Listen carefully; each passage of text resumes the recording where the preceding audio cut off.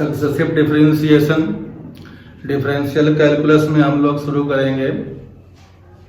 BSc first year Lucknow university के first semester के लिए फर्स्ट पेपर में जो कैलकुलस हम लोग 12वीं तक पढ़ के चले आए हैं उसी से आगे प्रोसीड हमें करना है। तो डिफरेंशिएशन और इंटीग्रेशन दोनों हम लोगों ने अच्छी तरह से पढ़ा था। सारी चीज़ें, सारी प्रॉपर्टी उसकी जो है डिस्कस की थी। उसमें चीज़ें जो है क्या है, सिंबल क्या है और क्या डिफिनीशन है, इन टाइप के चीज़ जो है टर्म से जो है अच्छी तरह से जो है हम लोग को पता था। अब यहाँ पे उन्हीं टर्म से या उन्हीं डिफिनीशनों को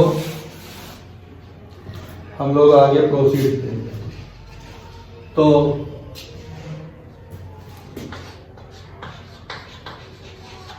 टर्म्स रिलेटेड टू डिफरेंशिएशन हमें देखना है क्या क्या होता है। ठीक, टी वाई डी एक्स इसे rate of change of y with respect to x कहते थे। इसी को कैपिटल डी वाई भी कहते हैं। डी वाई इक्वल टू ये माना जाता है। तो इसका मतलब हो जाएगा कैपिटल डी को डी डी एक्स कहते हैं। ठीक, इसी को हम लोग y1 भी कहते थे। ये सब हम लोगों ने कुछ बार ही पढ़ा है, कुछ नहीं पढ़े होंगे, तो उसको यहाँ डिस्कस कर लेंगे। आर वाई डैश को भी हम लोग डी वाई डी एक्स मानते थे। ये चीजें जो है एक्सेप्ट डी, ये दोनों जो है नहीं पढ़ा, ये पढ़ा, ये पढ़ा है 12वीं में। तो डी डी एक्स को कैपिटल डी वाई भी कहेंगे। अब इसी को आगे लिंक करेंगे, पढ़ाएंगे। तो अगर हमारे पास d2y हो तो इसका मतलब हो जाएगा d2y dx²। इसी तरह से d3y हो, इसका मतलब हो जाएगा d3y अपॉन dx³। अब तुम लोग समझ सकते हो कि आगे क्या आएगा।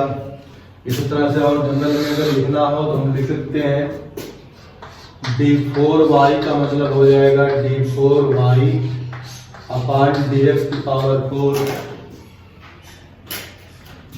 इसी तरह से d5y का मतलब हो जाएगा d5y upon dx⁵y। In general इस तरह से प्रोसीड करते जाएंगे तो लास्ट में हमारे पास आएगा dn ऑफ y। इसका मतलब होगा nth derivative of y with respect to x।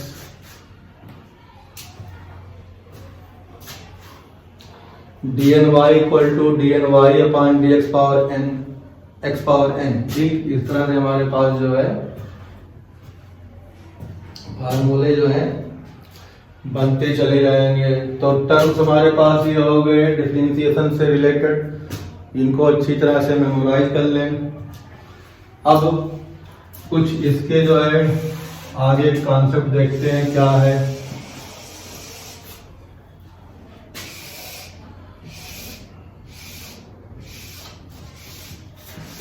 आगे जो हम लोग इसी को प्रोसीड करने जाएंगे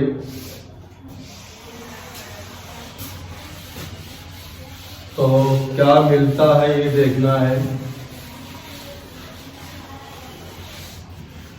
जितने फार्मूले फर्स्ट ईयर में पढ़े हैं या 11th-12th में, उन फार्मूलों को, ये कैलकुलस वाले फार्मूले, उनको हम यहाँ पे लिंक करते हुए दिखाएंगे। देखो, अगर हमारे पास y इक्वल टू दिया गया हो x², तो यहाँ से dy dx की वैल्यू 2x होती थी, d2y dx² की वैल्यू 2 होती थी, d3y dx³ की वैल्यू 0 होती थी। ऐसा पढ़ा है तो इसको आगे इस तरह से हम लोग समझ सकते हैं और लिख भी सकते हैं। मतलब जितनी पावर थी उतनी बार डिफरेंशिएशन पॉसिबल हुआ, उसके आगे का डिफरेंशिएशन जो आएगा वो 0 हो जाएगा। एग्जाम्पल के लिए अगर y की वैल्यू x की पावर 3 हो, अगर x की वैल्यू y की वैल्यू x की पावर 3 है, तो यहाँ पे अगर हम लोग डिफरेंशिएट करेंगे तो इसे हम y1 भी कह सकते हैं। तो ये आएगा 3x², किसी कोई प्रॉब्लम नहीं होनी चाहिए। y2 निकालेंगे तो 3 ऐसे रहेगा, इसको डिफरेंशिएट करेंगे ये हो जाएगा, मतलब 6x हो जाएगा। y3 करेंगे, इसको डिफरेंशिएट करना पड़ेगा, 6 × 1 मतलब 6 हो जाएगा। अब y4 करेंगे या d4y करेंगे या d की पावर 4y/dx की पावर 4 करेंगे तो पता है कांस्टेंट का डिफरेंशिएशन 0 हो जाता है। क्लियर? ये चीज जो है एज यूजुअल हम लोग सीखे हुए हैं, उनको यहाँ पे दोबारा एक बार रिकॉल कर लिया। अब आगे क्या करना है? अब कुछ ऐसे फंक्शन होते हैं जो 0 नहीं होंगे, बस रिपीट होते जाएंगे। जिसे मान लिया हमारे पास y = e की पावर ax दिया गया हो, तो y1 की वैल्यू होगी e की पावर ax, और जो पावर में होता है उसको एक बार लिखेंगे, चेन रूल लगा लेंगे। तो y = अगर e की पावर ax दिया गया है तो y1 = कितना हो जाएगा, a की पावर ax ऐसे उतर जाएगा, फिर इसको डिफरेंशिएट करेंगे a आ जाएगा। इसको किसी ने ढंग से इसे लिख दिया, ठीक। अब दोबारा डिफरेंशिएट करेंगे, मतलब dx किसका निकालना है, जो आंसर आया है। यहाँ y1 डालेंगे तो y1 की जो वैल्यू है हर आदमी को पता है कितनी है, a e की पावर ax। इस तरह से इसकी वैल्यू हम यहाँ पर क्या करेंगे, सब्स्टिट्यूट करेंगे। अब देखते हैं, एक कांस्टेंट है, यहाँ प्रोडक्ट रूल नहीं लगेगा। किसी को अगर ये दिमाग में चल रहा है कि प्रोडक्ट रूल लगा के इसको डिफरेंशिएट कर लेंगे तो अपने दिमाग का इलाज कराए। यहाँ पे a क्या है, कांस्टेंट है, a को बाहर ले आएंगे, फिर दोबारा इसको डिफरेंशिएट करेंगे। जैसे यहाँ डिफरेंशिएट हुआ था e की पावर ax × a आ जाएगा। इसको कोई ढंग से लिखेगा तो ये वाला a और ये वाला a दो बार लिखने की जरूरत नहीं है, मैथ के रूल से ये मल्टीप्लाई होकर पावर 2 कर देगा, इस तरह से बन जाएगा। तो हमें जो कुछ दिखाई पड़ेगा y2 की वैल्यू मिलेगी a² e की पावर ax, ठीक। यहां तक हम लोग पहुंच आए। अब इसी चीज को हम लोग 3 बार डिफरेंशिएट करेंगे, 4 बार करेंगे, तो हम ये वाला x वाला हटा के e की पावर वाले जो है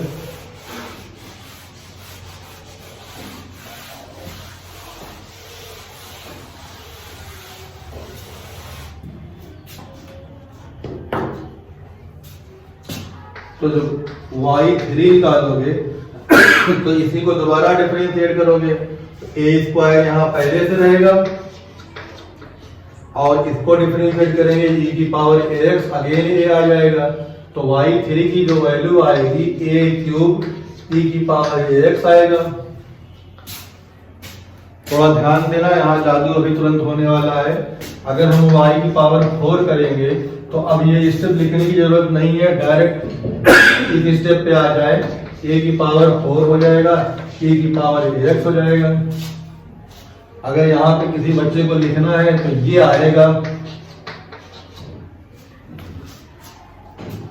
इसी तरह से y की पावर अगर हम 5th डेरिवेटिव निकालेंगे तो यहाँ पे आ जाएगा हमारे पास a की पावर 5 e की पावर ax। तो इन जनरल अगर हम लोग करेंगे तो yn की जो वैल्यू आएगी a की पावर n e की पावर ax हो जाएगा। एक फार्मूला हमारे पास इस तरह बनेगा कि y का जो है nth डेरिवेटिव हमारे पास आया। सक्सेसिव का मतलब हम लोग फर्स्ट से शुरू करेंगे, n तक जाएंगे, जितना भी दिया होगा उसके बीच में रुक जाएंगे, लेकिन हमें जो है इन जनरल n बार उस चीज को रिपीट करना है। पहला डेरिवेटिव, दूसरा डेरिवेटिव, तीसरा डेरिवेटिव, चौथा डेरिवेटिव। तो अब जो है आगे हम लोग दूसरा ये सारे फार्मूले बनेंगे अभी, लेकिन अभी हम समझ रहे हैं कि कैसे करना है।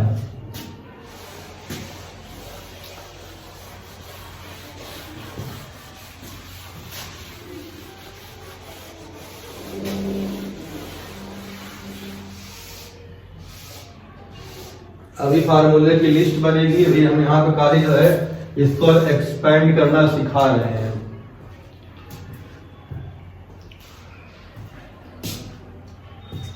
अब मान लिया हमारे पास कोई ट्रिग्नोमेट्रिकल टर्म दिया गया है, साइन ax दिया गया है, तो इसको डिफरेंशिएट करने के लिए क्या करना पड़ेगा? सभी को पता है कि डिफरेंशिएशन जो है साइन का कास होगा, फिर कास का माइनस साइन होगा, फिर जो है करते जाएंगे और जो एंगल के साथ होता है वो टर्म क्या होगा? बाहर आता रहेगा। अगर हमने y1 निकाला तो इसका हो जाएगा cos ax इंटू ए, इसको ऐसे लिखते हैं a cos ax, ठीक।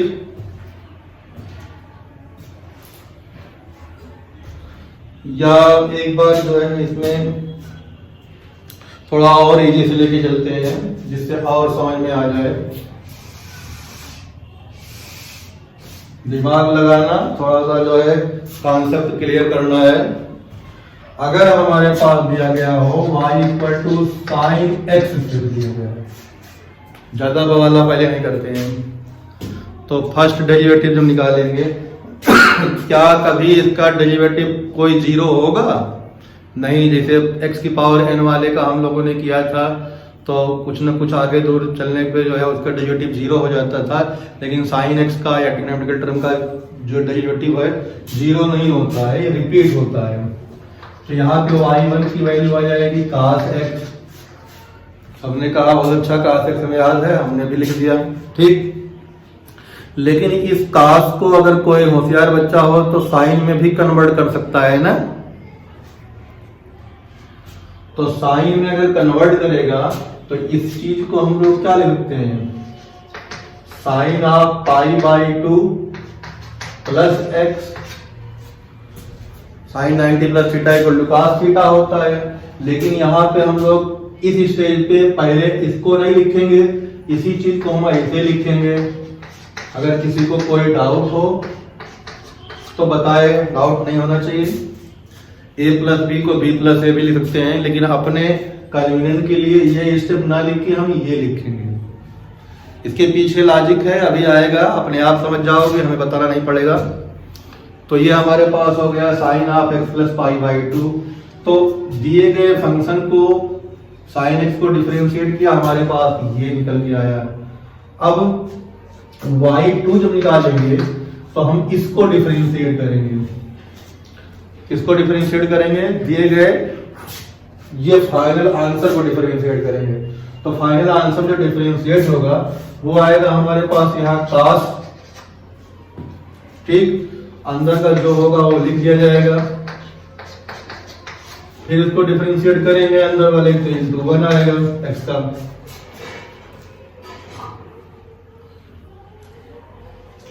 अब हमारे पास यहाँ पे देखो, इसे फिर साइन बनाना है हमें। तो साइन बनाने के लिए इसे क्या लिख सकते हैं हम लोग? साइन, इसमें फिर एक चीज लिखेंगे। तो जो दिया गया है इसी में इस तरह से हम लोग क्या कर दें? π/2 और ऐड कर दें।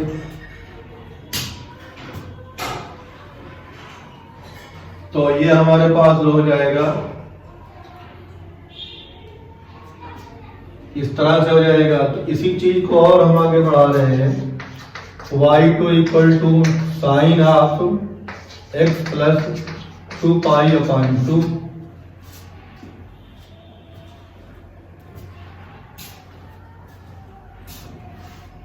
अब sine 90 plus theta equal to minus sine theta होता है ना, 180 प्लस थीटा, तो ये कट जाएगा। तो यहां पे हमारे पास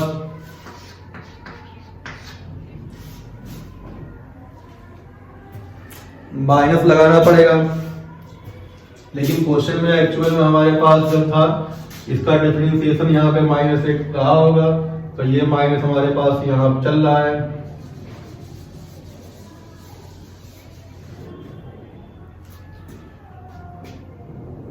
नहीं, एक सेकेंड, हमने तो साइन को डिफरेंशिएट किया है ना,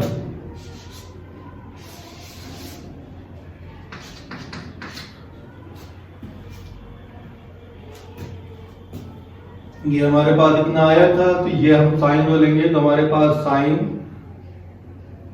x प्लस पाई बाई 2 पहले से है, उसमें पाई बाई 2 और लगा देंगे, तो हमारे पास जो रिजल्ट आएगा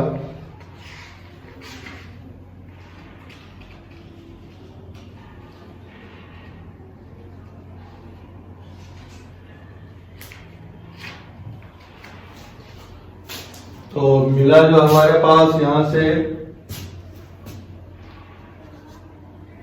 इसकी जरूरत नहीं क्योंकि इसको हमने थीटा माना है ना, 90 plus theta equal to sine theta cos theta हो जाता है, तो इसलिए माइनस यहाँ पे नहीं जाएगा, बस यहाँ पे 2 आया है तो यहाँ पे 2 आ गया है। ठीक, इसी तरह से हम लोग जब निकालेंगे y3, तो इसको डिफरेंशिएट करेंगे, तो इसको जनरलाइज कर देंगे, यहाँ पे हमारे पास sine x plus 3 pi by 2 हो जाएगा।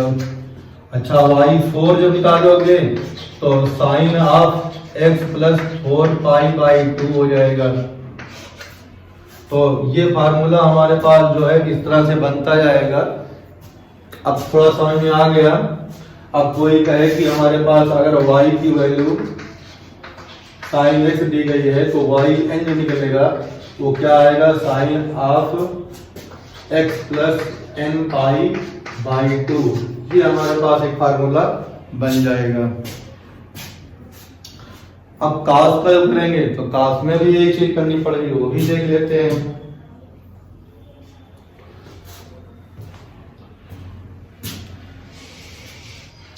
तो कास करने के लिए हमारे पास जो है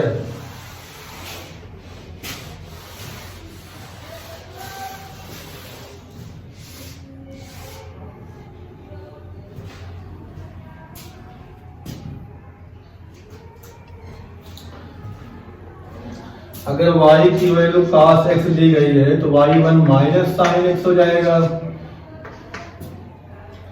तो इसको हम लोग लिखते हैं cos of x plus pi by 2। Second quadrant में cos क्या होता है, निगेटिव होता है, तो इस तरह से हमारे पास बन जाएगा।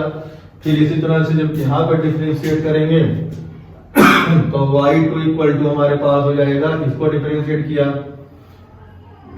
तो minus sine of x plus pi by 2। अब इसको फिर बदल दें तो ये माइनस खत्म हो जाएगा, हमारे पास cos of x plus 2 pi by 2 हो जाएगा। तो इन जनरल हमारे पास y3 की वैल्यू हो जाएगी cos x plus 3 pi by 2। अब समझ गए होंगे। अगला टर्म क्या आएगा, अगर हम लोग फोर्थ डेरिवेटिव निकालें, इसे ऐसे भी कर सकते हैं, d4 किसका निकाल रहे हैं, cos x का, इसे ऐसे भी कह सकते हैं d4 dx of cos x। तो इसकी वैल्यू आ जाएगी हमारे पास, cos ऐसे रहेगा, यहाँ x रहेगा, यहाँ 4 पाई बाई 2। तो ये हमारे पास जो है फार्मूले जो बन रहे हैं वो कहाँ से बनते हैं, एक ढंग हमने यहाँ पे बताया। तो यहाँ पे लिखेंगे हम लोग y equal to cos x, तो yn की वैल्यू हो जाएगी cos of x plus n pi by 2। Sine का भी हमने बताया, cos का भी बताया। अब दिमाग में अगर तुम्हारे पास आ रहा है कि tan, कोसेक, सेक, काट और बाकी टर्म का क्यों नहीं बताया जा रहा है, तो उसके लिए वेट करो, उसमें और कुछ मजा आएगा। अभी साइन और cos का ही तुम्हें देखना था।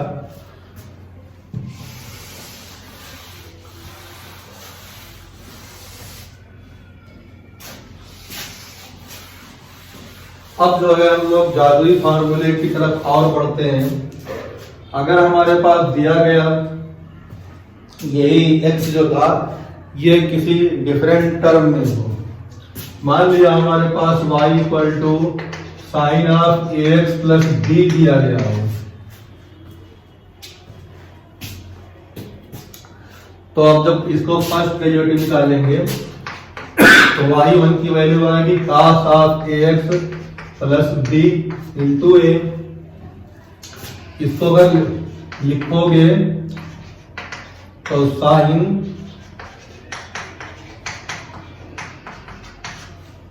ये लिख सकते हो, ठीक। जो पढ़ के हम लोग आए हैं वो याद होना चाहिए, या बताने पे तुरंत दिमाग में आ जाए, सामने से स्क्रीन जो है उसकी चलने लगे। तो इस तरह से हमारे पास ये चीज हो जाएगी, ठीक। अब अगर y2 करोगे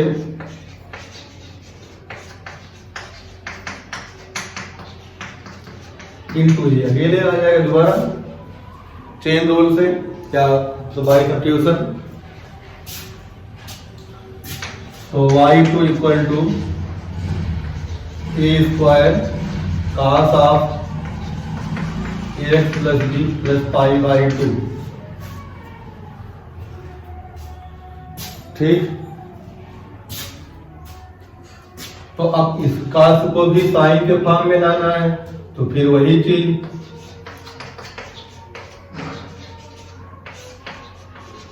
यहाँ पे साइन हो जाएगा, साइन होने के साथ एक पाई बाई 2 और ऐड हो जाएगा।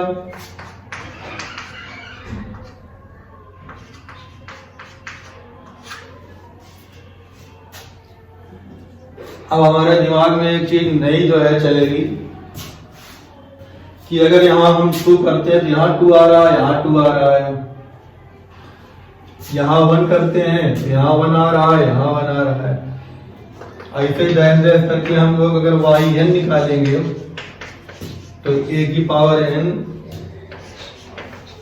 Sign ax plus b plus n pi by 2 होगा। ये मेन फार्मूला हमारे पास वहां दिया होगा। इसी फार्मूले को ऐसे लिखा जाएगा dn of sine ax plus b।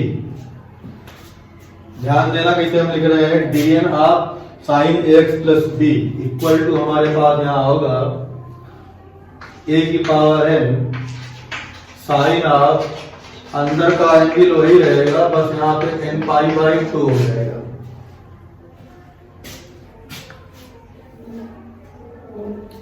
ठीक, तो एक फार्मूला हमारे पास यहां बन जाएगा।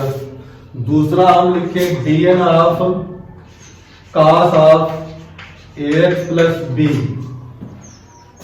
तो इसकी वैल्यू आ जाएगी a की power n cos ax plus b plus n pi by 2। इस फार्मूले में b के पहले जो है प्लस हो या माइनस हो कोई फर्क नहीं पड़ता, तो इसी में हम लोग अपने समझने के लिए माइनस भी लगा सकते हैं, माइनस भी लगा सकते हैं, यहाँ माइनस लगा सकते हैं, यहाँ माइनस लगा सकते हैं। अगर किसी को समस्या हो कि ये प्लस माइनस क्या है तो रिस्पेक्टिव साइन देख सकता है। अगर यहाँ पॉजिटिव होगा तो यहाँ पॉजिटिव आएगा, अगर यहाँ निगेटिव होगा तो यहाँ निगेटिव होगा। मतलब एक दो फार्मूले को हमने एक में कर दिया है, दो फार्मूले को एक में लिख दिया गया है। ठीक, इसी तरह से अगर cos के साथ x प्लस बी होगा तो x प्लस बी प्लस आएगा। ठीक, अगर यहाँ माइनस होगा तो यहाँ माइनस हो जाएगा। मतलब दो दो फार्मूले बना के एक ही फार्मूले में इंक्लूड कर दिए गए हैं। तो ये साइन cos का होगा। इसी तरह से हमारे पास e की पावर का हम लोगों ने सीखा था।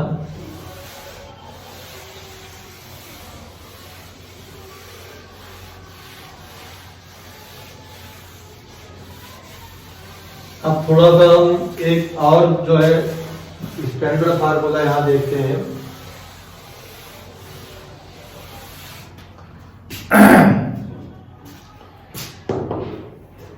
अगर हमारे पास y equal to ax plus b की होल पावर m दिया गया हो जनरल फार्मूला दिखाते हैं। अगर m की वैल्यू कुछ होगी बता जाएगी कितनी है कितनी नहीं है। तो जब पहली बार डिफरेंशिएट कोई बच्चा करेगा तो हमारे पास यहां से ये मिलेगा ना,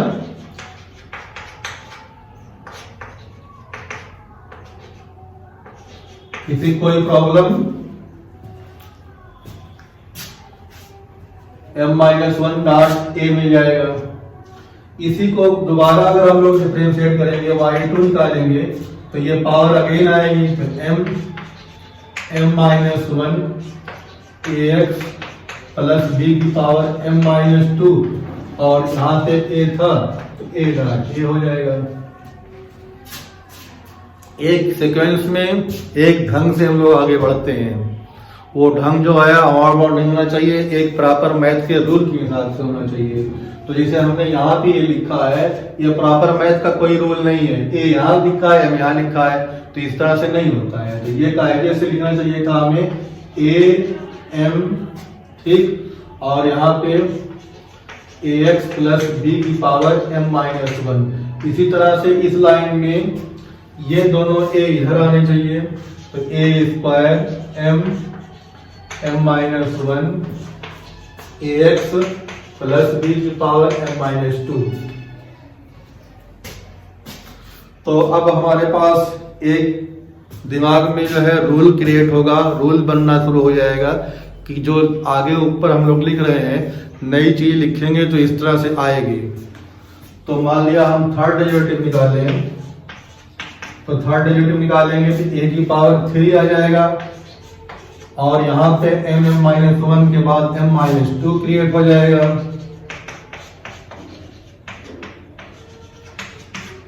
ठीक, फिर उसमें जो है फंक्शन में एक पावर और कम हो जाएगी, ऑलरेडी m-2 था तो m-3 हो जाएगा।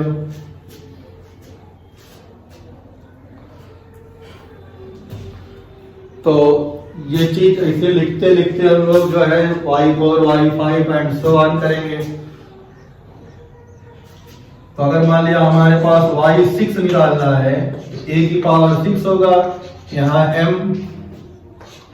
m-1 m-2 m-3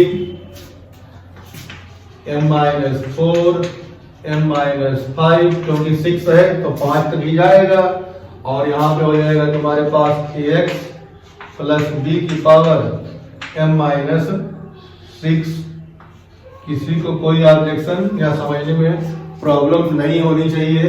दिमाग में बैठा के देखो कि 3 किया 2 किया क्या हुआ, उसके हिसाब से जो हमने 2 बार डिफरेंशिएट किया था तो यहाँ 2 ब्रैकेट आए थे और यहाँ 2 कम हुआ था और 2 का 1 और 2 हुई थी।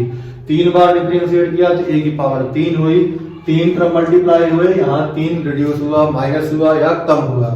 यहाँ जब 6 बार करेंगे a की पावर 6 होगी, 1 2 3 4 5 6 तरह इंटू होंगे और ये पावर 6 यूनिट क्या हो जाएगी, घट जाएगी। डन। अब आगे देखते हैं हम लोग।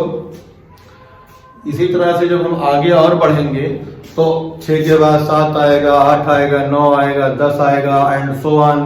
तो एक ऐसा नंबर आएगा जिसे हम लोग जनरली n कहते हैं। क्या कहते हैं, n। तो अगर हम लोग yn निकालेंगे तो हमारे पास यहाँ पे a की पावर n आएगा और ये वाला m जो है इस तरह से कम होके, देखो यहाँ पे 6 था तो यहाँ तक 5 कम हुआ था, तो n है तो एक n से कम होगा, तो m-n प्लस 1। तो इस तरह से हमारे पास स्टेप आएगा। यहाँ पे तुम्हें नोट करना है, ध्यान लगाना है कि ये कैसे हुआ।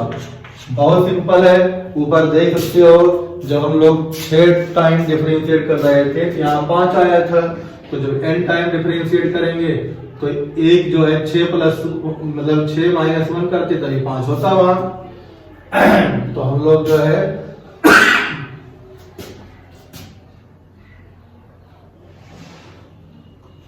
एक इसमें से कम कर देंगे, n-1 को माइनस कर देंगे तो जो आएगा वहां हो जाएगा। और यहाँ पे ax प्लस b की होल पावर m-n हो जाएगा। अब ये फार्मूले को यहीं हम लोग छोड़ सकते हैं या इसे फैक्टोरियल फॉर्म में लिख सकते हैं। फैक्टोरियल फॉर्म में लिखने का मतलब हो गया, अगर ये कभी जो है रिड्यूस होके तुम्हारे पास 1 तक पहुंच जाता, फैक्टोरियल m हो जाता, तो हम यहीं इसको छोड़ दे रहे हैं, ज्यादा प्रेशराइज नहीं कराएंगे दिमाग को, इस फार्मूले को यहीं तक तुम्हें समझना है। इसको और फर्दर हम लोग लिखते हैं, लेकिन अभी नहीं लिख रहे हैं, ठीक। तो ये हमारे पास दिया गया जो है, इस फार्मूले में जो है y की वैल्यू अगर ये दी गई है तो उसका डेरिवेटिव ये आएगा। अब 3-4 स्टैंडर्ड फार्मूला हम लोग लिख लेते हैं, इन्हीं मेथड से उनको निकाला जाता है, लेकिन यहाँ पे निकालने का मेथड हमने बता दिया है। अब सिर्फ उसको लिखेंगे जिसके ऊपर हमें क्वेश्चन करना होगा, तो इनको हम हटा रहे हैं।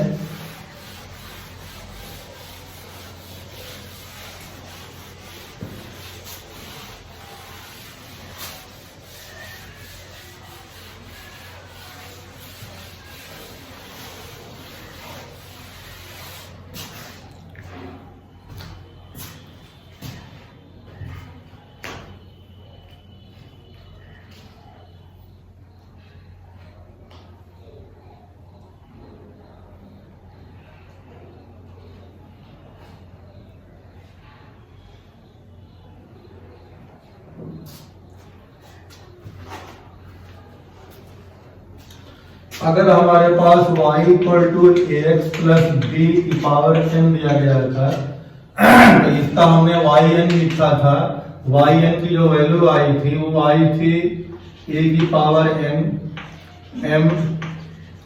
m minus 1 m minus 2 dash dash dash m minus n minus 1 into ax plus b की whole power n minus m।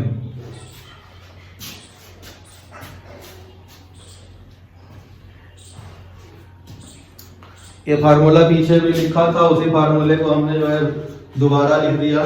कैसे किया था कि समझे देखा था। अब इस फार्मूले को हमें थोड़ा सा स्टैंडर्ड फॉर्म में लाना है। तो अगर किसी बच्चे के दिमाग में आया कि पुट m इक्वल टू -1, अगर m की वैल्यू में -1 पुट कर दूं तो क्या होगा, तो हमारे पास क्वेश्चन हो जाएगा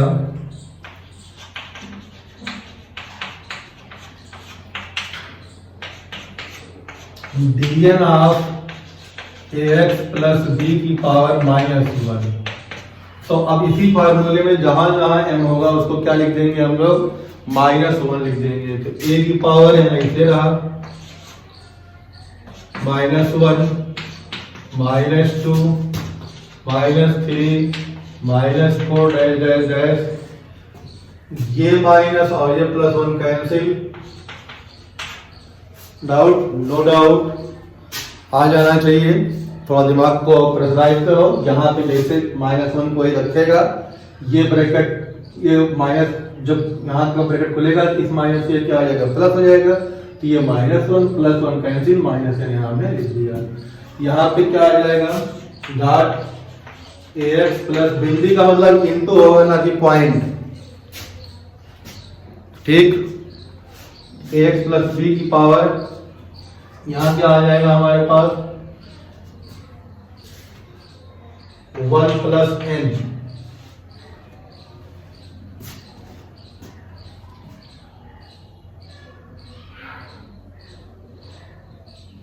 ये उल्टा लिख दिया, m - n होगा ऊपर ना।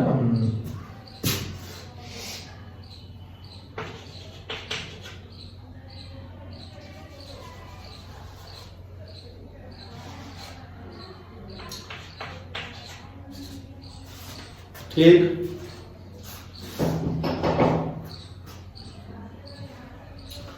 अब अपने दिमाग की बत्ती जलाओ, इसमें ढूंढो कितने टर्म हैं।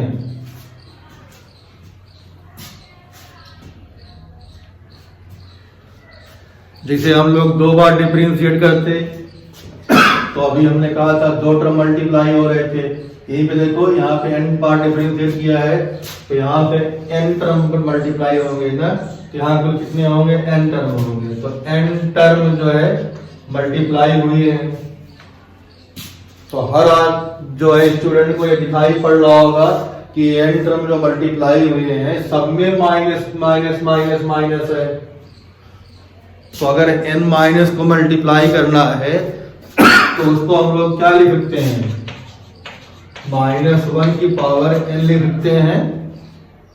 हाँ लिख सकते हैं। फिर अब यहाँ पे 1 dot 2 dot 3 dot 4 dash dash dash n यहाँ पे आ सकते हैं।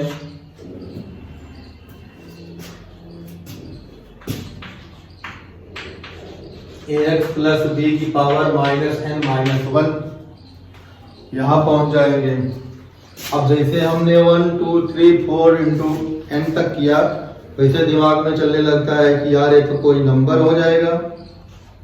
क्या हो जाएगा ये, इसी चीज को तो हम लोग फैक्टोरियल n पढ़ के आए हुए हैं। तो ये क्या हो जाएगा, तुम्हारा फैक्टोरियल n हो जाएगा। तो हमारे पास हो जाएगा a की पावर n -1 की power n factorial n ax plus b की power -n-1 dn of ax plus b की पावर -1 का ये फार्मूला है। nth derivative of ax plus b की पावर -1 का जो है ये फार्मूला हमारे पास यहाँ तक आएगा। तो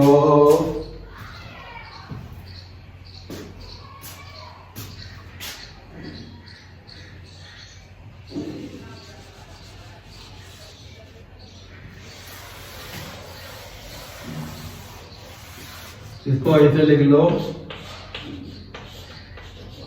ax प्लस b a की पावर n फैक्टोरियल n -1 की power n ax plus b की पावर -n-1।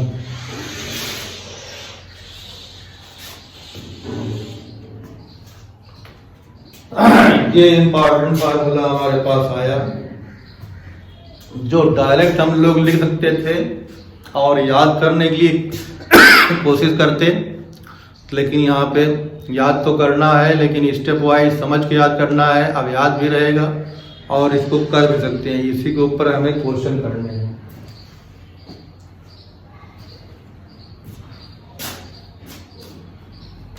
ठीक, अब आगे हम लोग बढ़ते हैं कुछ क्वेश्चन करने के लिए। तो क्वेश्चन हम लोग जो है नेक्स्ट वीडियो में करेंगे। ये हमारा थोड़ा सा हल्का सा इंट्रोडक्शन था साइन कास और जो है ax प्लस बी।